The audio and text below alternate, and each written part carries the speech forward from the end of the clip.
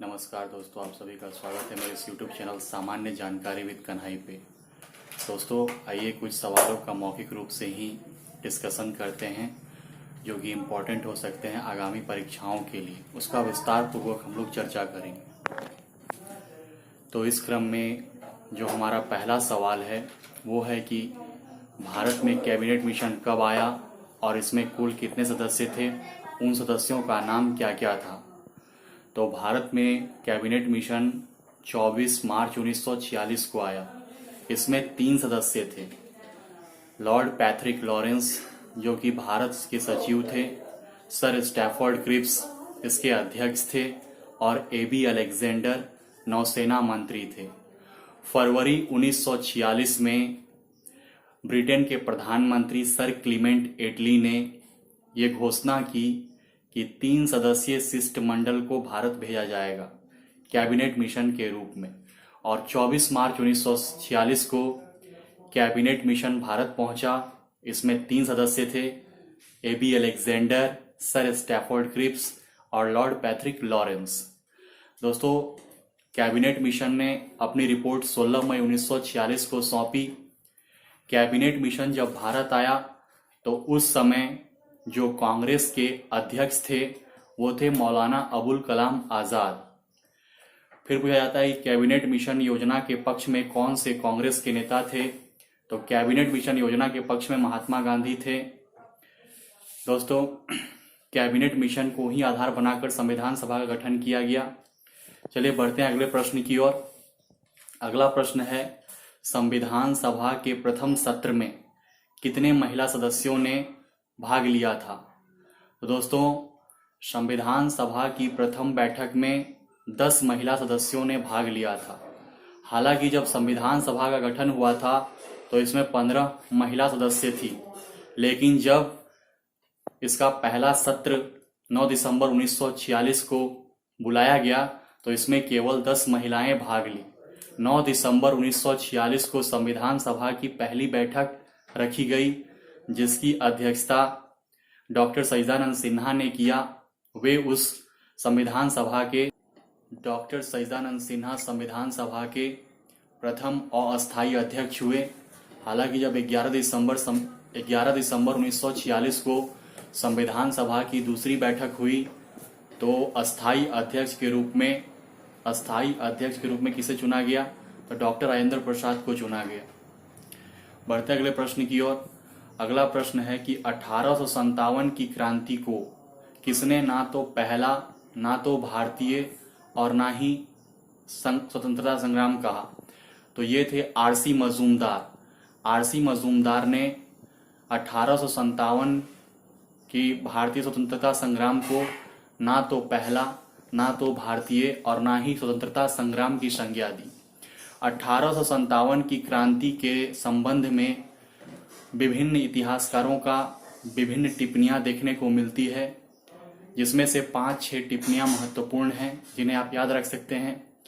तो 1857 की क्रांति को भारत का पहला स्वतंत्रता संग्राम की संज्ञा किसने दी थी, तो ये बीडी सावरकर ने दिया था। बीडी सावरकर ने 1857 की क्रांति को भारत का प्रथम स्वतंत्रता संग्राम की संज्ञा दी थी। वहीं 1857 की क्रांति को राष्ट्र विद्रोह किसने कहा था, तो 1857 की क्रांति को राष्ट्र विद्रोह डिजरायली ने कहा था। 1857 की क्रांति को पूर्णतया सिपाही विद्रोह किसने कहा था, तो 1857 की स्वतंत्रता संग्राम को पूर्णतया सिपाही विद्रोह लॉरेंस एवं सीले ने कहा था। 1857 की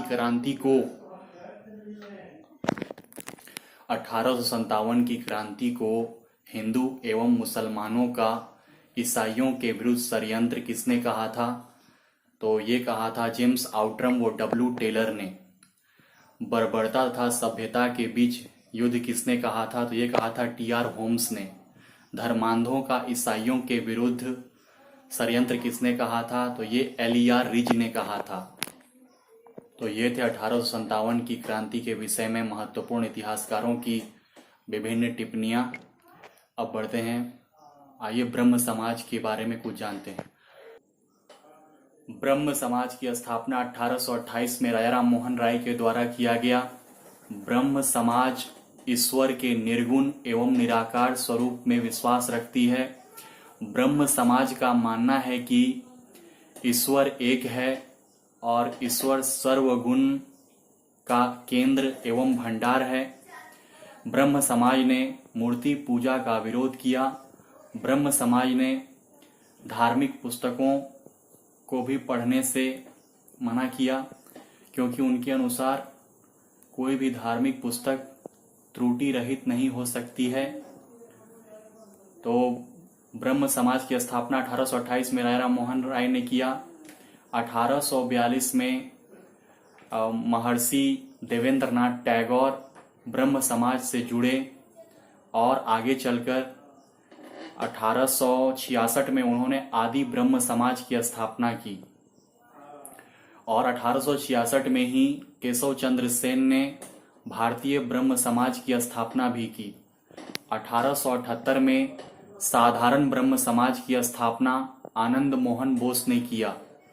तो ये थे ब्रह्म समाज से कुछ महत्वपूर्ण प्रश्न, जैसे ब्रह्म समाज की स्थापना 1828 में राजा राम मोहन राय, 1866 में आदि ब्रह्म समाज महर्षि देवेंद्रनाथ टैगोर, 1866 में ही केशव चंद्र सेन ने भारतीय ब्रह्म समाज की स्थापना की तथा 1878 में आनंद मोहन बोस ने साधारण ब्रह्म समाज की स्थापना की। बढ़ते हैं अगले प्रश्न की ओर। मोपला विद्रोह का संबंध किस क्षेत्र से है? तो मोपला विद्रोह का संबंध जो है वो केरल के क्षेत्र से है, मालाबार तट के क्षेत्र से है। मोपला विद्रोह का प्रथम चरण जो था वो 1836 से 1854 के बीच में था। मोपला विद्रोह का जो मुख्य कारण था वो अंग्रेजों के द्वारा अत्यधिक राजस्व वसूली करना, किसानों के खेत के जोत के आकार को कम करना, अंग्रेजों द्वारा किसानों का अत्याचार करना। हालांकि 1836-1854 के क्रम में 22 विद्रोह हुए और ये सभी असफल हो गए। 1921 में मोपलाओं ने एक बार फिर विद्रोह किया और इस बार वे इसमें भारतीय राष्ट्रीय कांग्रेस के सदस्यों का भी सहयोग लिए, किंतु ये भी विद्रोह विफल हो गया और 1921 में मोपला विद्रोह को कुचल दिया गया। अब जानते हैं पावना विद्रोह। पावना विद्रोह का संबंध किस क्षेत्र से है? तो पावना विद्रोह का संबंध बंगाल के क्षेत्र से है। जमींदारों के द्वारा किसानों के ऊपर अत्याचार, उनको भूमि से बेदखल कर देना पावना विद्रोह के प्रमुख कारण थे। अब देख लेते हैं एका आंदोलन। एका आंदोलन का संबंध कहां से था? तो एका आंदोलन का संबंध उत्तर प्रदेश के अवध क्षेत्र से था। एका का मतलब होता है एकता। एका आंदोलन के जो प्रमुख नेतृत्वकर्ता थे वो थे मदरापासी। एका आंदोलन में लोग रोटी, मांस और हाथ में गीता एवं कुरान लेकर चलते थे तथा लोगों को एक होने के लिए गीता एवं कुरान की शपथ दिलाते थे। अब बढ़ते अगले विद्रोह की ओर। संथाल विद्रोह। संथाल विद्रोह का संबंध 1855 से 56 के समय में बिहार से था और इस विद्रोह के प्रमुख नेतृत्वकर्ता कौन थे? सिद्धो, कान्हो, चांद, भैरव। 1855-56 के दौर में संथाल विद्रोह देखने को मिलता है। ये भी जमींदारों के खिलाफ किसानों के उत्पीड़न और ब्रिटिशों के द्वारा किसानों का उत्पीड़न ही प्रमुख कारण रहे संथाल विद्रोह के भी। बढ़ते अगले प्रश्न की ओर। कुछ पुस्तक और पत्रिकाओं के बारे में देख लेते हैं, जैसे कॉमनवेल्थ, न्यू इंडिया किसने लिखी? एनी बेसेंट ने। और the history of Indian Congress, भारतीय कांग्रेस का इतिहास पट्टाभी सीतारामैया के द्वारा लिखा गया। इंडिया टुडे आरपी दत्त के द्वारा। 1857 एसएन सेन के द्वारा। दोस्तों फिर बढ़ते हैं अगले सवाल की ओर। कुछ अनुच्छेदों के बारे में बात कर लेते हैं, जैसे भारतीय संविधान में राष्ट्रपति के शपथ की चर्चा किस अनुच्छेद में की गई है? तो राष्ट्रपति के शपथ की चर्चा अनुच्छेद 70 में की गई है। समान न्याय एवं निशुल्क विधि सहायता की चर्चा किस अनुच्छेद के अंतर्गत किया गया है? तो समान न्याय एवं निःशुल्क विधि सहायता की चर्चा अनुच्छेद 39A के तहत किया गया है। इसे 42वें संवैधानिक संशोधन 1976 के समय में जोड़ा गया था। और समान कार्य के लिए समान वेतन किस अनुच्छेद के अंतर्गत जोड़ा गया है? तो समान कार्य के लिए समान वेतन अनुच्छेद 39D या 39 घ के तहत जोड़ा गया है। दोस्तों, अनुच्छेद 40 का संबंध किससे है?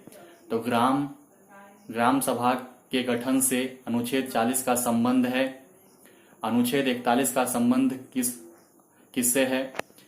तो राज्य सरकार अपने आर्थिक क्षमताओं को या अपने विकास के सीमाओं को देखते हुए अपने यहाँ लोगों को शिक्षा, काम तथा सुविधाएं मुहैया कराएंगी। इसमें विशेषकर निःशक्त लोगों का, बुजुर्ग लोगों का, बच्चों का, महिलाओं का ध्यान दिया जाएगा। अनुच्छेद 44 का संबंध किससे है? तो अनुच्छेद 44 का संबंध यूनिफॉर्म सिविल कोड से है, समान नागरिक संहिता से है। भारत का एकमात्र राज्य गोवा है जहां पर यूनिफॉर्म सिविल कोड लागू है। हालांकि संपूर्ण भारत में कई मामलों में यूनिफॉर्म सिविल कोड लागू है, परंतु आपको विवाह में, तलाक में ये नियम नहीं लागू है, यूनिफॉर्म सिविल कोड लागू नहीं है। फिर संपत्ति के अधिकार को मौलिक अधिकार की श्रेणी से हटाकर कहाँ ला दिया गया है? तो 44वां संवैधानिक संशोधन 1978